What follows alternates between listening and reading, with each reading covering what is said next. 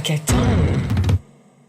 Maintenant que les derniers vacanciers sont de retour, les vacances d'été aka les grandes vacances sont bel et bien finies. Et même si nombreux d'entre nous ont quitté depuis longtemps les bancs de l'école, il est indéniable que nos vies restent rythmées par l'année scolaire.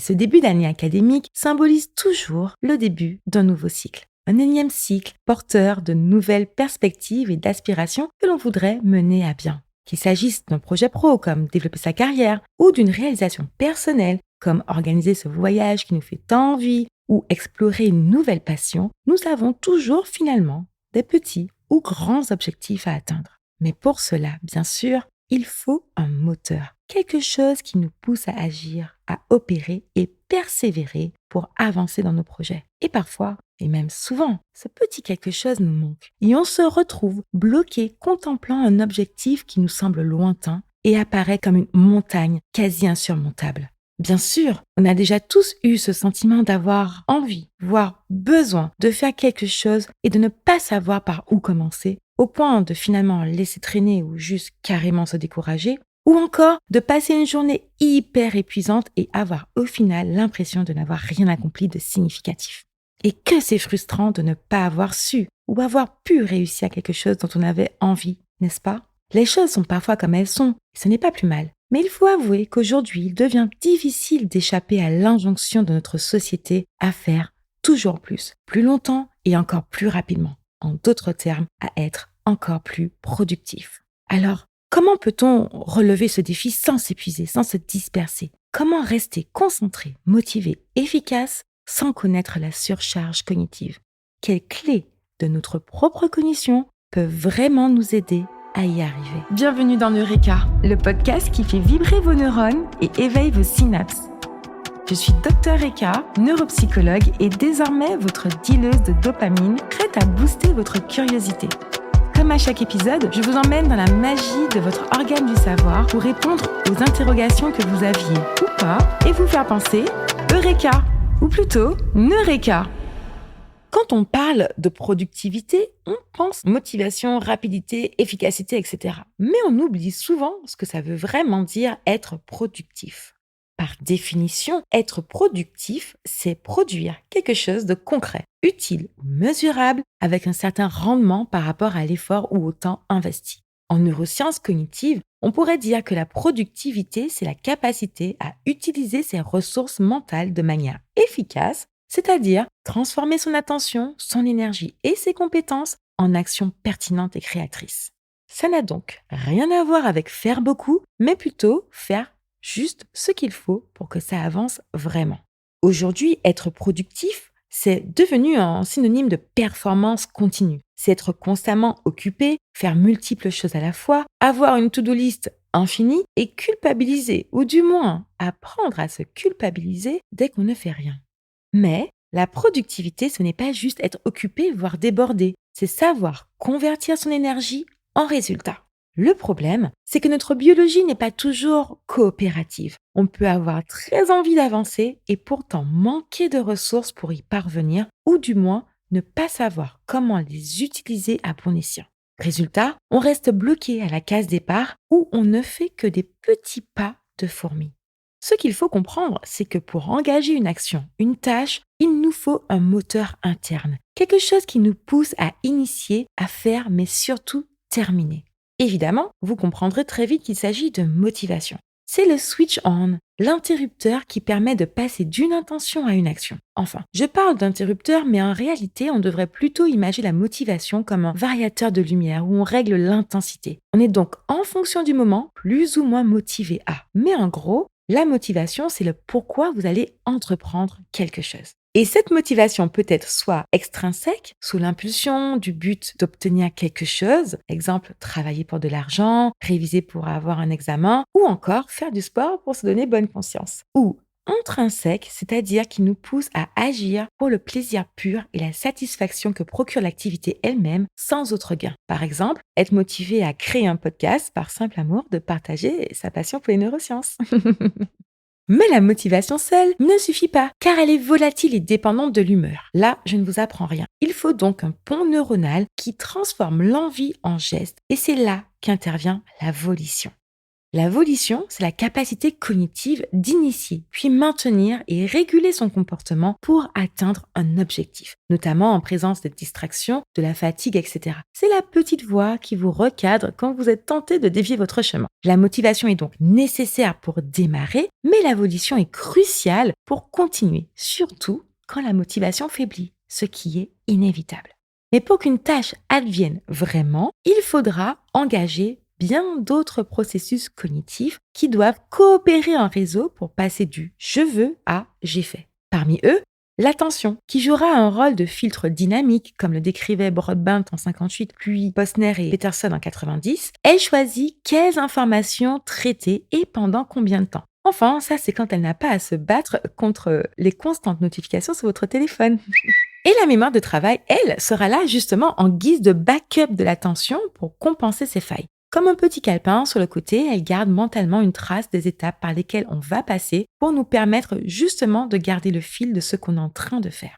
Mais sa capacité est limitée, donc s'il y a trop d'éléments accumulés, trop d'onglets ouverts, certaines informations parfois cruciales passeront à la trappe. C'est pourquoi on a besoin d'un superviseur pour coordonner tout ça. C'est justement le cortex préfrontal qui a ce job de garder le cap sur le but, inhiber les tentations grâce, entre autres, aux mécanismes exécutifs et métacognitifs qui sont comme des chefs de service, des N+1 qui surveillent que tout se passe bien pendant l'exécution de la tâche. Toutefois, il est important de comprendre que tous ces éléments ne sont pas en série. Ils sont interdépendants. Le niveau de motivation influence l'initiation de l'action. L'initiation de l'action dépend de la capacité exécutive. La capacité exécutive dépend du stress et du sommeil. Oui, promis, je vous ferai un épisode sur ça. Et l'attention dépend de l'environnement, etc. C'est en fait une boucle circulaire où la faiblesse d'un maillon fragilise tout un système. Tu es le maillon faible. Au revoir. Et c'est justement là où commencent nos problèmes.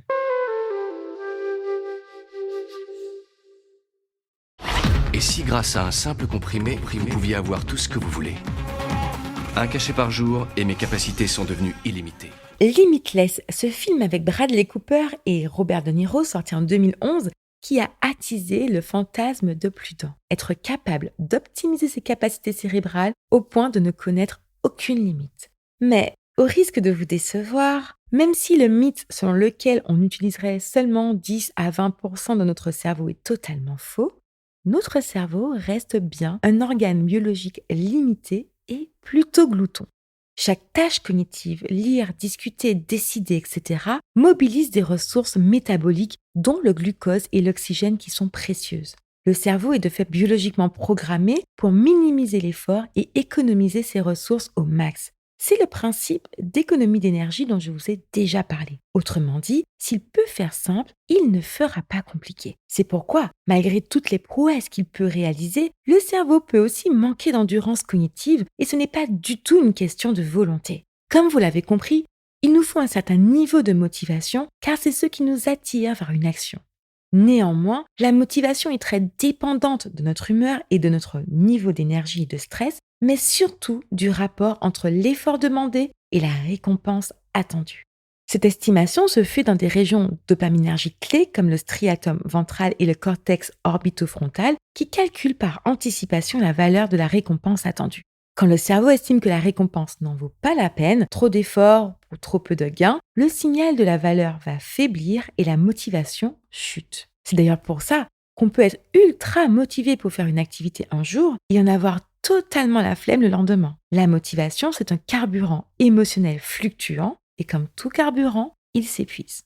Et c'est en partie pourquoi on peut se voir freiné par la terrible procrastination. Cette tendance à remettre à plus tard ce qu'on pourrait faire maintenant. Quand une tâche annonce un inconfort et qu'on fait face à une peur de l'échec, une charge émotionnelle trop gênante, une incertitude, un manque d'intérêt, notre système préfère temporairement réparer l'humeur du moment et fuir cet inconfort en cherchant une échappatoire facile plutôt que d'affronter l'effort. Je vais regarder des shorts sur YouTube, ça me donnera des idées.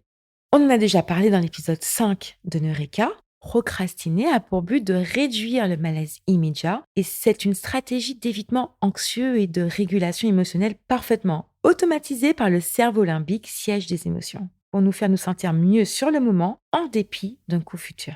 Cette distraction offre une récompense instantané, un soulagement émotionnel, et ce soulagement finit par renforcer le comportement de procrastination puisque le cerveau apprend que éviter la tâche égale mieux se sentir tout de suite.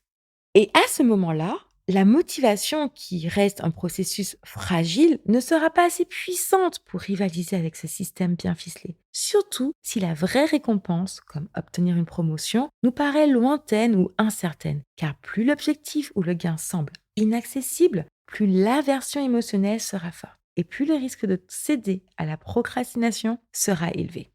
Mais en réalité, on ne procrastine pas seulement parce qu'on craint l'effort. On procrastine aussi parce que notre attention n'est pas toujours suffisamment robuste pour rester pleinement engagée. Le problème est qu'il y a bien trop d'infos dans notre environnement pour que tout soit traité. Ça consommerait bien trop d'énergie et ce serait une cacophonie totale dans notre tête. Il faut donc absolument faire un tri. Et c'est exactement le rôle de l'attention. Faire le tamis pour aider le cerveau à prioriser ce qui est important. Notre attention a été de base designée pour notre système de survie, pour traiter des menaces concrètes et immédiates, comme un prédateur, dans un environnement stable. Mais comme l'explique la neuroscientifique Dr. Amy Shijia de l'Université de Miami, l'attention, c'est aussi le lionnage, le lien, la connexion entre les fonctions cognitives qui permet finalement à notre cerveau de penser, ressentir et se connecter aux autres. Elle est donc capitale. Toutefois, cette attention, aussi puissante soit-elle pour capter des mini-détails, reste fragile et vulnérable. Et notre monde actuel, que Dr. Amishija décrit comme VUCA, volatile, incertain, complexe et ambigu, surcharge et épuise nos systèmes attentionnels. D'un côté, la volatilité, la complexité avec le flux constant d'informations interconnectées, de notifications, de sollicitations qui dépasse notre capacité de traitement. On est donc dans un état de vigilance constant qui active indirectement les circuits de stress qui, à leur tour, nuisent à notre concentration. Et de l'autre, l'incertitude et l'ambiguïté ambiante de nos sociétés en pleine mutation qui génèrent des ruminations mobilisant des ressources attentionnelles en arrière-plan, même quand on essaie de se concentrer sur autre chose. D'ailleurs, les recherches sur le terrain de Dr. Gloria Mark de l'Université de Californie, Irvine, ont montré que la durée moyenne de l'attention engagée dans une tâche, qu'on appelle aussi attention span, aurait considérablement diminué dans les 2 dernières décennies, particulièrement chez ceux travaillant sur écran, en passant de 2 minutes 30 en 2004 à environ 47 secondes aujourd'hui. Selon ces interprétations, ce déclin serait principalement lié à la multiplication des micro-interruptions, par notification notamment, mais aussi à cette tendance de facilement s'enfoncer dans le rabbit hole, en bon français. Doom scroller et s'enfoncer dans le trou du lapin. Non mais plus sérieusement, du fait de s'être habitué à se laisser entraîner dans une cascade de scroll et de clics au point de se retrouver dans des endroits étranges du net, genre sur des échanges entre terriens. Vous savez, les personnes qui s'identifient à un animal. Quoi ? Vous n'êtes jamais tombé sur une personne avec un masque et une queue à 4 pattes en train de courir dans les bois ? Non ? Mais on ne juge pas, on ne juge pas. Il y en a peut-être parmi nous. Coucou les terriens. Bref, on digresse, reconcentrons-nous sur notre attention. Le problème est que chaque micro-interruption, email, message push-up, bavardage avec un collègue, force le cerveau à changer de contexte et se focaliser même brièvement sur quelque chose d'autre. Une opération qui s'avère très coûteuse puisqu'elle épuise les ressources du cortex préfrontal. Car une fois interrompu, il faudrait à peu près une vingtaine de minutes pour retrouver un état de concentration profonde sur la tâche initiale. Mais tout ne vient pas de stimuli externes, puisque selon cette donnée, 44% des interruptions seraient en fait autogénérées. En gros, on se déconcentre soi-même par des pensées diverses ou par des envies compulsives de consulter telle ou telle app. Et en fait, ces interruptions font office de micro-pauses pour réguler notre niveau d'ennui, de stress ou d'humeur. Le problème, c'est que ce cycle infernal de zapping finira par nous laisser épuisés, car même passif, ce shift attentionnel consomme de l'énergie et des ressources cognitives. Vous comprenez pourquoi on déconseille le multitasking, car contrairement à ce que ça peut donner comme impression de réaliser plein de choses, c'est en réalité contre-productif. Le vrai level ultime d'attention qui permet d'être méga productif, c'est en vérité l'état de flow. Le flow, comme l'a décrit le psychologue hongrois Mihaly Csikszentmihalyi, c'est ce moment où vous êtes tellement absorbé par ce que vous faites que vous ne vous rendez même pas compte du temps qui passe. À ce stade-là, vous êtes pleinement concentré et engagé et votre performance est à son max, presque sans effort. Grâce à un combo de neurotransmetteurs bien dosés, impliquant noradrénaline, dopamine, endorphine et anandamide, votre vigilance est boostée, la motivation renforcée et la sensation de douleur ou d'inconfort réduite au silence. En gros, si vous entrez dans le flow, vous pouvez être assis sur une chaise en bois, le dos courbé et les lèvres sèches, vous ne sentirez rien. Cerise sur le gâteau, le cortex préfrontal latéral se met en sourdine et fait taire tout doute ou autocritique. Tout vous semble simple, tout semble fluide, rien ne peut vous arrêter, vous êtes dans le flow. Enfin, l'êtes-vous vraiment? Savez-vous comment y entrer?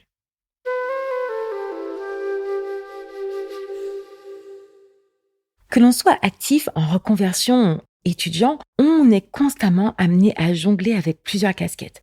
La question qui se pose alors est comment peut-on être efficace tout en limitant son stress, sa fatigue et sa charge mentale? En d'autres termes, comment optimiser sa productivité en maintenant un état général de bien-être? À cette question, je ne pourrais vous répondre qu'une réponse, car il n'existe pas de méthode magique. Ce qui fonctionne pour l'un ne fonctionnera pas pour les autres. Donc, quand on vous vend des méthodes révolutionnaires, soyez vigilants. Des stratégies, donc, je pourrais vous en citer des centaines. Mais pour ne pas que l'épisode dure 4 heures, on va juste se concentrer sur 7 actions concrètes s'appuyant sur les données de la science. Êtes-vous prêts? C'est le moment de sortir les stylos. Et si vous êtes en voiture, vous reviendrez sur cette partie de l'épisode un peu plus tard. Action numéro 1. Sachez où vous allez. Que vous deviez préparer un événement, une présentation pour le boulot ou même vous lancer dans un nouveau projet, commencez par identifier et lister toutes les sous-étapes nécessaires et transformez-les en mini-objectifs facilement atteignables. Le mot atteignable ici est très important car le fait d'atteindre rapidement des mini-paliers stimulera les circuits de récompense et avec ça, la motivation. Par exemple, si vous êtes étudiant, que vous devez faire un mémoire, au lieu de garder en tête écrire chapitre 3, listez les étapes dont vous avez besoin. Par exemple, trouver 5 articles, faire un plan détaillé. Si vous êtes en reconversion, ça pourrait être mettre à jour mon CV, contacter tel ou tel organisme. Si vous entamez un projet au travail, ça peut être rassembler tel document, prendre telle donnée, solliciter tel collègue, etc. Bref, il s'agit d'établir un plan d'action et de visualiser clairement les différentes étapes par lesquelles vous devrez passer pour atteindre votre objectif. Mais ne le faites pas seulement dans votre tête, au risque d'augmenter votre charge mentale. Appuyez-vous sur des checklists ou des cartes mentales. Ça peut être papier ou digital, peu importe, mais notez-le facilement pour le consulter. Plus votre projet est complexe et nécessite des sous-étapes, plus le visualiser clairement vous permettra de maintenir votre engagement en jouant sur l'effet Zeigarnik qui crée une motivation qui reste insatisfaite tant que la tâche est inachevée. Action numéro 2. Établissez un rythme raisonnable et réalisable. Apprenez à connaître votre propre chronobiologie. Des études ont montré que notre efficacité serait maximale dans les 8 heures suivant le réveil. Mais ce n'est peut-être pas votre cas. Peut-être êtes-vous plutôt du matin ou plutôt du soir. Peu importe. Si votre pic de vigilance est le matin, juste après le café, c'est le moment idéal pour attaquer vos dossiers complexes. Mais si vous êtes plutôt performant en début de soirée, c'est le moment idéal pour plancher sur votre projet perso. Ajustez votre agenda en fonction de vous. Aussi, favorisez le time blocking en planifiant sur un agenda des créneaux dédiés à une seule tâche et pratiquez le batching cognitif, c'est-à-dire rassembler les tâches similaires au même moment de la journée pour réduire le coût du switch attentionnel. Par exemple, ça peut être 7-8 heures répondre aux mails ou bien 7-8 heures faire fiche chapitre précédent. Quand vous vous sentez en saturation, cette sensation de brouillard mental, prenez de vraies pauses actives, pas sur les réseaux. Profitez pour bouger en rechargeant votre gourde ou simplement en allant à la fenêtre. Idéalement, prenez l'air pour relancer la machine et oxygéner votre cerveau. Ces micro-pauses permettent au mode par défaut de votre cerveau de travailler en arrière-plan et de consolider les informations, ce qui vous permet d'avoir des idées beaucoup plus claires en revenant à votre tâche. Action numéro 3. Éveillez et nourrissez votre motivation.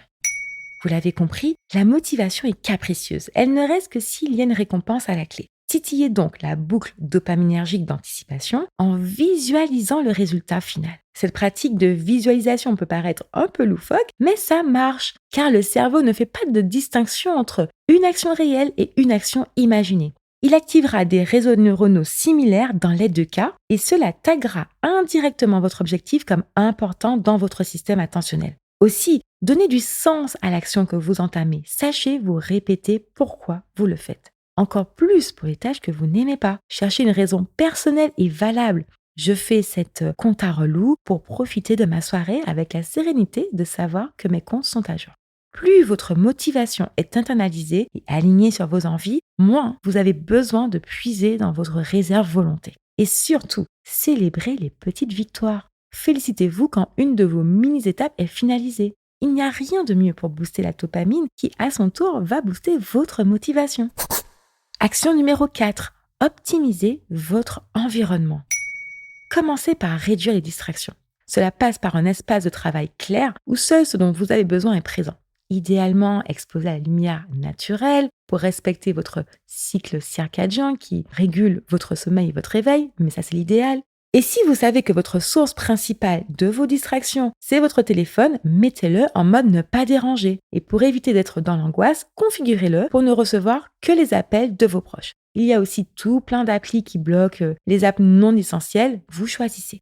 Aussi, vous pouvez sélectionner les notifications que vous vous autorisez à recevoir. Toutes les applications souhaitent vous informer de quelque chose, mais est-ce vraiment important pour vous?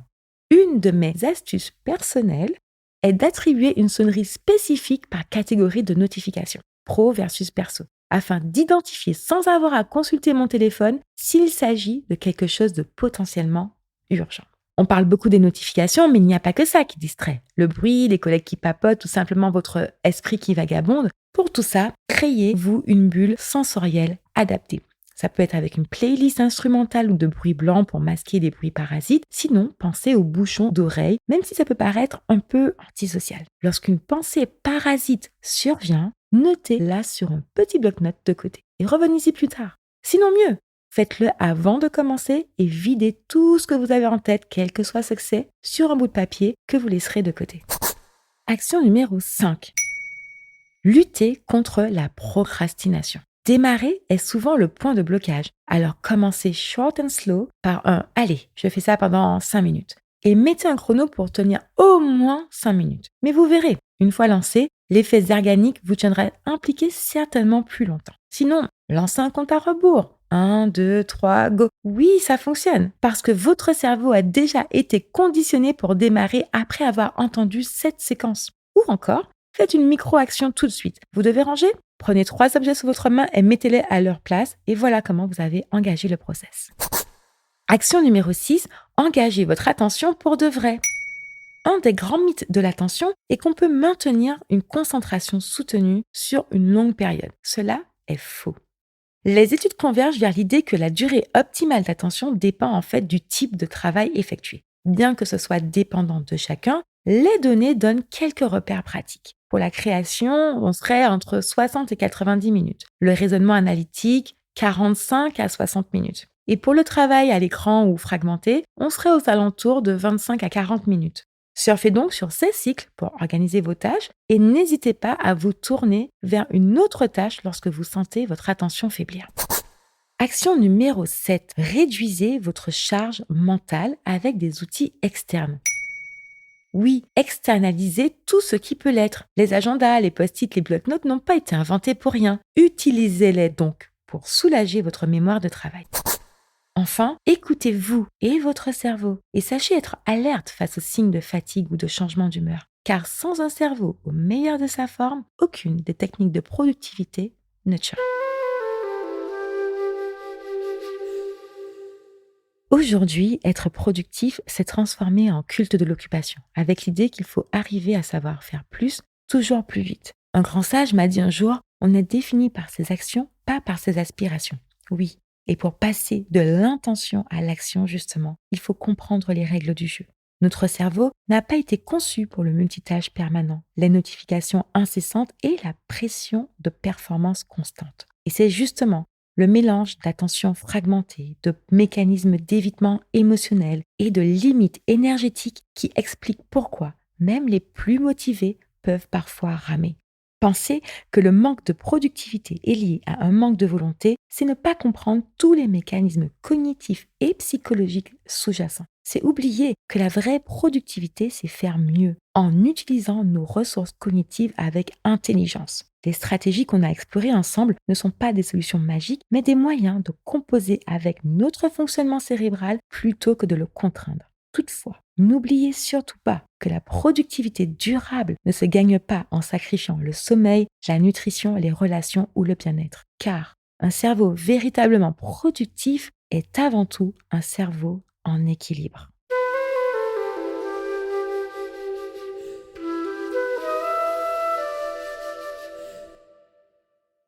Voilà, c'est l'heure de se déconnecter. Merci en Shai d'avoir été des nôtres. Si vous avez aimé cet épisode, si cet épisode vous a autant intrigué que fasciné, exprimez-vous en commentaire. Offrez-nous 5 étoiles et partagez autour de vous. Et puis tant qu'à faire, pour ne plus rien rater de Neureka, suivez-nous sur les réseaux sociaux et ajoutez-nous en favoris sur Spotify, Apple Podcasts, Deezer, Podcast Addict et maintenant Angami pour ceux qui, comme moi, sont au Moyen-Orient. Au Pakistan,